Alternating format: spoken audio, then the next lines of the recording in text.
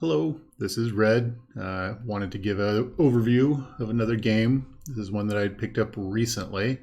I wanted to get a cheap game that would be kind of a filler game that I can play with the kids. It'd be easy to learn. This one's called Rumble in the Dungeon. This is it right here. There's a couple of other skins of this game. There's Rumble in the House. And there's a Cthulhu in the House. And as I understand, I haven't seen the other two, but they're all supposed to be very similar and interchangeable in pieces. This game plays up to 6 people. And you really need 3 at the minimum to play it. And it's a pretty quick game. We'll see how fast the turns go here. You'll catch on real quick. So it doesn't take, I've got kids in elementary school. This is easy for them to grasp. And I've got one in high school, and it's an easy game for them to play, and they've enjoyed it while we've played it. So, all right, so let's get to it. So the game is based on, you've got this dungeon and all of your characters that are here. So you have all these little character standees, like this one right here. He's a little barbarian. And then we've got, let's see here. Oh, my favorite, Gelatinous Cube, kid's favorite, Beholder. So you got all these monsters, and they're going to be in the dungeon. And what's going to happen is on your turn, you can either move a monster one space. If there are multiple monsters in one space, you can have 2 of them fight, and one of them loses and gets knocked out of the dungeon. Let's see here.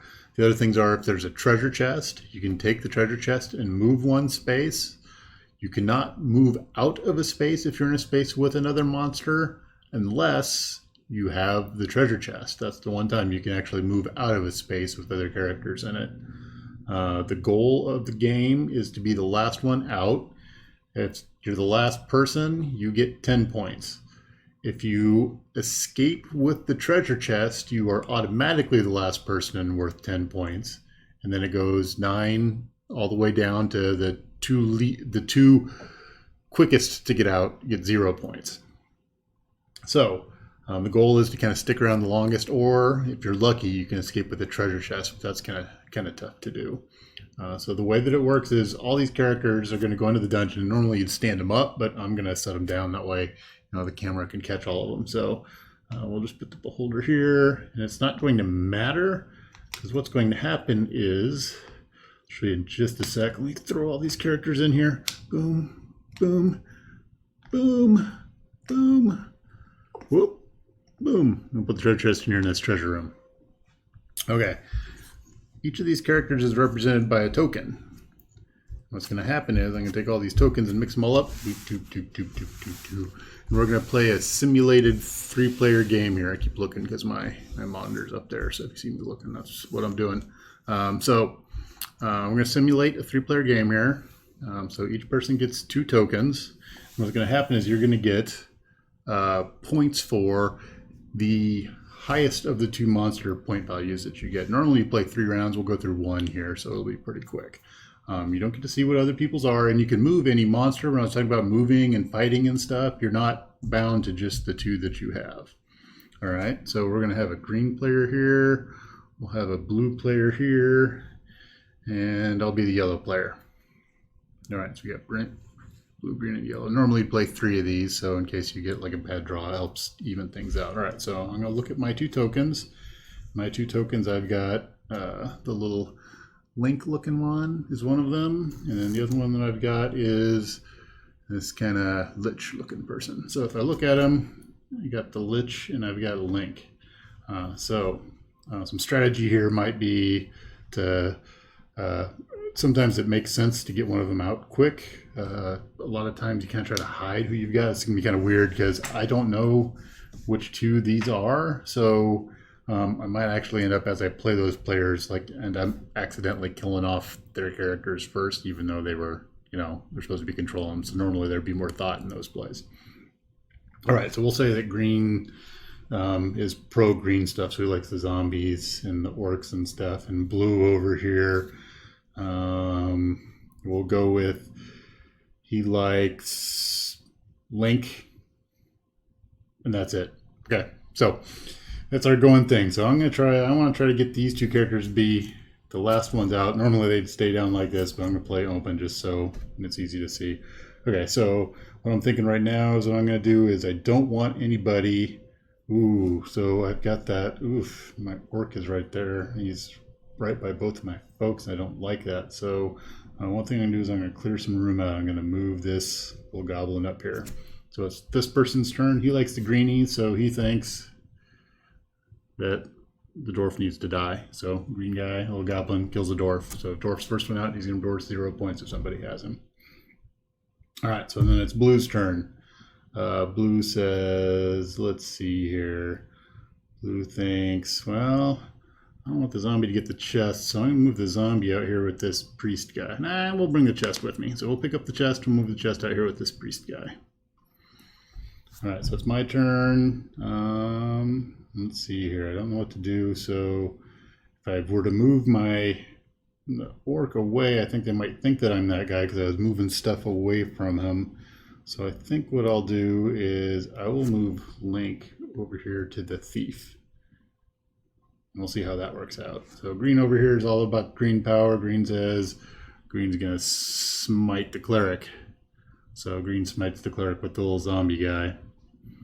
All right, so over here to blue. Blue decides it's going to move the cube over here with this guy. My turn over here. I want to keep my Link alive, so I'm going to kill this thief. The thief dies. Now they're probably thinking it's pretty obvious that I'm Link at this point in time to move him around like that. So green thinks, I think I'll do is I'll move this green guy over here because I don't like Link. Blue over here decides, ooh, I'm going to kill off the cube. So gelatinous cube goes away. I'm over here. I'm pretty happy because he's being left alone right now. What I'm going to do is I'm going to take this goblin and move him up here by the beholder. So this person over here is like, oh, I'm going to kill off the beholder because green's going to stick around. Blue person decides, well, I'm going to take Link and move him in with the orc. So green person decides, oh, green power. Oh, wait, nope, that was blue. Moved Link over there. So it's my turn, and I'm going to kill off the orc because orc needs to go. I need to try to keep him alive. I need to try to keep Link alive for as long as possible. I want to keep Link around. All right, so green's up. Let's see here. Green thinks he needs to kind of maybe move over to that chest. Blue says, you know what I think I'll do is I'll have the zombie pick up this chest and go over here. There we go. So now the chest is in this room. All right, so back to my turn. Let's see, I'm going to fake him out. I think I'm going to move the lich over here. So green is about the green power. He decided to kill this guy right here. Zombie reigns supreme. Blue says, you know what I'm going to do? I'm going to put 2 greens in the same room and see what happens. It's my turn here. I'm going to have Link go after the barbarian. Now this person doesn't want the 2 green guys to fight, so he's going to have the barbarian kill Link. Oh, Link's out. Over here, he still wants to make the green guy take care of the green guy, so he's going to move the lich. Oh, so it's my turn.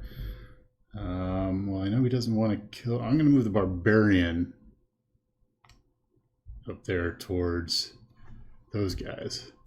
So over here, he still doesn't want those green guys to fight, and you can't move them out of the room. Well, you could one with the treasure chest.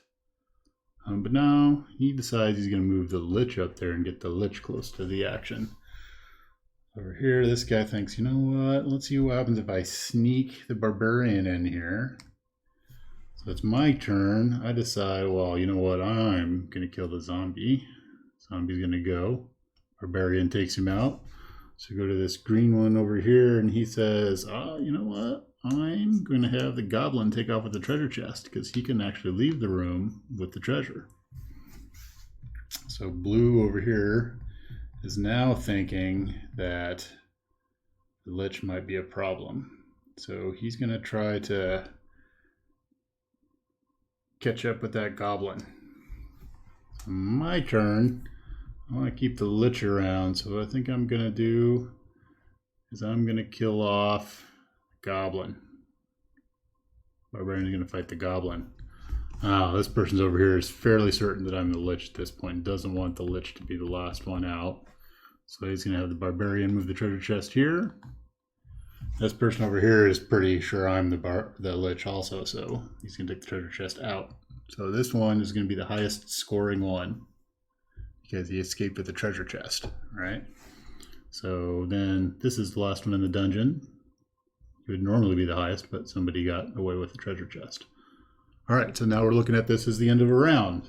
Like I said, normally you'd play 3 of these, and now we're going to score. So when you look at the scoring, it goes 10, 9, 8, 7, 6, 5, 4, 3, 2, 1, 0, 0. All right, so in my case, I had the Lich and Link. And if I look, the Lich is my highest, and he's worth 9. So I only scored 9. I scored 9 for my Lich. All right, so these players over here, I was kind of automating them, so it's tough to say. I mean, we'll see what they did. So green over here did not even have one green character, but he had the Barbarian. The Barbarian's worth 10. I can't believe that. How did that happen? So anyway, green, Barbarian gets 10. Blue over here, he actually has the Goblin and the Beholder. So the Goblin was actually 10, 9, 8. 8 points. Wow, so that was a close game. Everybody stayed right within points of each other. Really close there. So you can see if these people were playing like playing their characters, you see how they might be more strategic about their moves, and I'd have to mask my movements a little bit more playing this character. So I really like this game. It goes pretty fast. It's got a nice theme to it with all the little fantasy characters. We like to do dungeon crawlers around the house here. This dungeon, you can rearrange it. Doesn't really matter what order you put it out there. So you just throw the tiles out there. It plays really fast. It's got characters, all that the kids know all of them.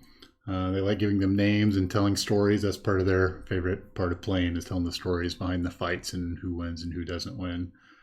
So I like this game. I'm kind of interested in seeing some of the other sets and like maybe building up a bigger set. You can make a fairly large party game out of this if you had 2 or 3 sets in order to combine them all together. So I'd give it a thumbs up. I like this game. Quick, easy. It was pretty inexpensive. I think I might have paid $20 for it. So I would recommend this. So that is Rumble in the Dungeon. And it's a CMON game, cool mini or not. So I would recommend checking it out. All right. Thank you, and have a good one.